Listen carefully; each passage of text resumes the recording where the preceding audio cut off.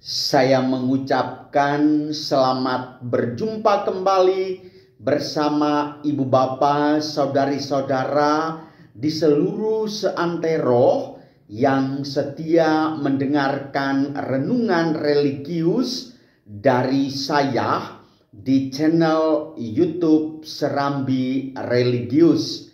Semoga semua dalam keadaan sehat, bersukacita, meski negara kita masih dilanda macam-macam hal, entah itu bencana pandemi, bencana jatuhnya pesawat terbang, bencana tanah longsor, banjir, dan semacamnya. Tetapi percayalah saudara-saudara, semuanya itu ada kasih dan kuasa Tuhan yang bekerja di dalamnya. Turut serta di dalamnya Bunda Maria, Bunda Tuhan Yesus Kristus, Bunda segala bangsa, juga tetap setia mendengarkan rintihan umat dan selalu memandang betapa sedih dan duka lara yang dihadapi oleh para umat. Saudari-saudara umat Allah yang terkasih, bicara tentang Bunda Maria, maka kita tidak pernah bosan. Bicara tentang Bunda Penyelamat, maka kita tak akan pernah jenuh. Bicara tentang Bunda segala bangsa, maka orang tidak akan pernah merasa puas. Karena apa? Materi tentang Bunda Maria selalu ada. Dan di dalamnya itu pandangan-pandangan dari para ahli, juga dari agama-agama tetangga, terus-menerus digelontorkan berbicara soal siapa itu Bunda Maria. Saya akan menyajikannya ini di dalam 2 session. Session yang pertama, bagaimana pandangan Al-Quran tentang Bunda Maria. Dan nanti session yang berikut, saya akan menggambarkan kepada saudara-saudari bagaimana pandangan agama Protestan tentang Bunda Maria. Lalu sebagai kesimpulan, agama Katolik bagaimana bersikap terhadap Bunda Maria. Kali ini saya mengajak ibu bapak saudara-saudari untuk melihat pandangan agama Islam dalam pandangan agama Islam terhadap Maria dengan referensi pada kitab suci Al-Quran. Lalu mungkin para pemirsa bertanya, loh pastor kok bisa bicara soal pandangan agama Islam tentang Bunda Maria? Saya sebagai seorang akademisi juga adalah seorang gembala, mempelajari minimal paham-paham dasar tentang agama Islam selama 2 semester. Dan dalam realitas sehari-hari kita juga selalu bertemu dengan teman-teman yang berasal dari agama Islam. Dan orang-orang yang saya jumpai adalah mereka yang memiliki kekayaan ilmu yang cukup mendalam di paham agama Islam.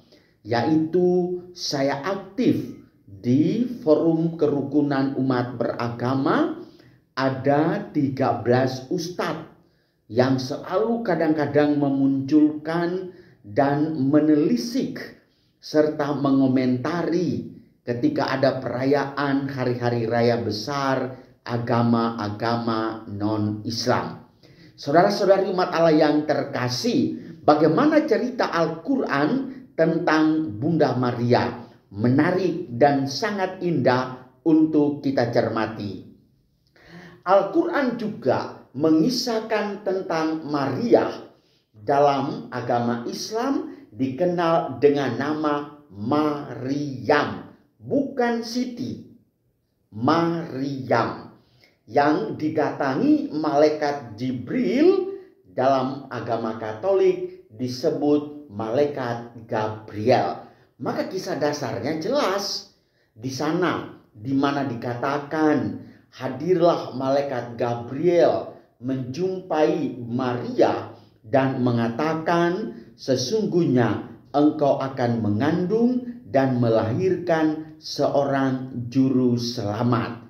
Gabriel dalam agama Islam disebut dengan nama Jibril. Dalam surat Al-Imran kita dapat membaca dengan jelas mengenai Maryam sebagai berikut ini. Dan ketika malaikat Jibril berkata, "Hai Maryam, sesungguhnya aku telah memilih kamu, mensucikan kamu, dan melebihkan kamu atas segala wanita di dunia." Surat Ali Imran ayat 42. Seperti Alkitab yang mengakui Maria sebagai ibu kandung Yesus Kristus, Al-Quran juga mengakui bahwa Maryam adalah ibu kandung Isa Al-Masih. Dalam kisah Al-Masih, Isa putra Maryam disebutkan demikian. Ketika malaikat berkata, "Hai Maryam, sesungguhnya Allah menggembirakan kamu dengan kelahiran seorang putra yang diciptakan dengan kalimat yang datang daripadanya, namanya Al-Masih, Isa putra Maryam, seorang terkemuka di dunia dan di akhirat, dan termasuk orang-orang yang didekatkan kepada Allah." Surat Ali Imran ayat 45. Selanjutnya, ibu bapak saudari-saudaraku yang terkasih, demikian pula dalam surat An-Nisa disebutkan bahwa Maryam sebagai ibu Isa Al-Masih. Sesungguhnya Al-Masih, Isa putra Maryam itu adalah utusan Allah dan firman-Nya yang disampaikan kepada Maryam dengan roh darinya. Surat An-Nisa 171. Karena itu dalam Al-Quran, Al-Masih lazim disebut Isa bin Maryama, yang berarti Isa putra Maryam. Akhirnya dapat dikatakan bahwa meskipun pandangan Islam tentang Isa Al-Masih dalam Al-Quran berbeda dengan Alkitab, namun ada beberapa bagian dari Al-Quran tentang Maryam yang hampir sama dengan Alkitab. Dengan demikian, apapun argumentasinya, yang pasti bahwa agama Islam juga mengakui keberadaan Bunda Maria seperti yang diakui dan dihormati oleh agama Katolik.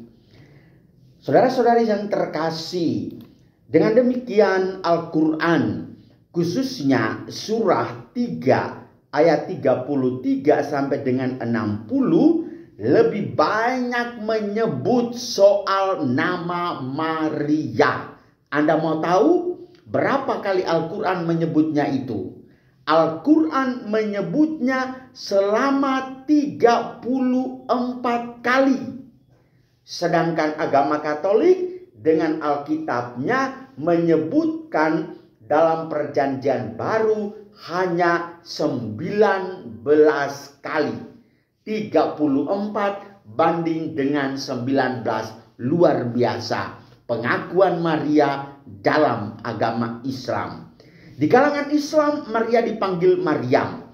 Sumber pandangan Islam, baik dalam Al-Quran sendiri maupun dalam tradisi, bukannya Injil saja, tetapi juga tradisi-tradisi Kristiani populer, khususnya Injil-Injil yang ada di dalam kitab suci. Umat Islam menjunjung tinggi Maryam.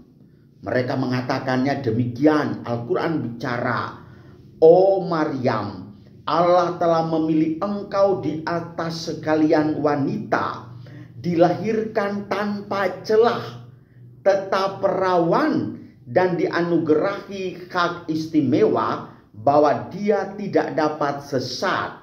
Isima. Oleh karena martabatnya ini, hidup Maryam selalu disertai mujizat yang banyak diceritakan. Maka sesungguhnya saudara-saudariku yang terkasih, luar biasa pandangan agama Islam tentang Maria ini. Nah, dengan demikian, ibu bapak saudara-saudariku, semakin jelaslah buat kita semua bahwa sesungguhnya Maryam oleh agama Islam menegaskan sekali lagi bagi kalangan wanita, oleh martabatnya hidup Maryam selalu disertai mujizat yang banyak diceritakan. Maryam dari antara kalangan wanita selalu ideal yang memiliki prototipe kesopanan wanita. Juga dalam Firdaus, teman-teman agama Islam melalui Al-Quran mengatakan Maryam adalah wanita tertinggi.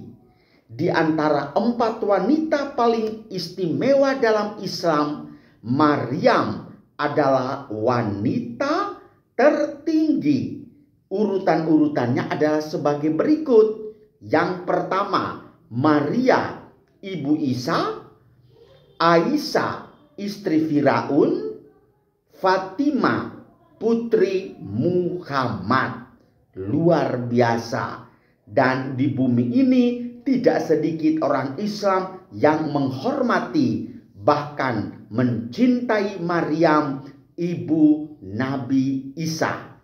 Agama Katolik menyebutkan Maria adalah ibu dari Tuhan Yesus. Oleh karena itu, marilah tidak ada suatu perbedaan yang sangat mendasar meskipun kita berbeda. Namun dalam ajaran-ajaran tertentu, dalam pandangan-pandangan tertentu, kita adalah sama. Kita adalah sesama saudara. Maka terimalah sanak saudaramu itu sesungguhnya ketong ba saudara. Tuhan memberkati kita semua. Salam pluralitas. Amin.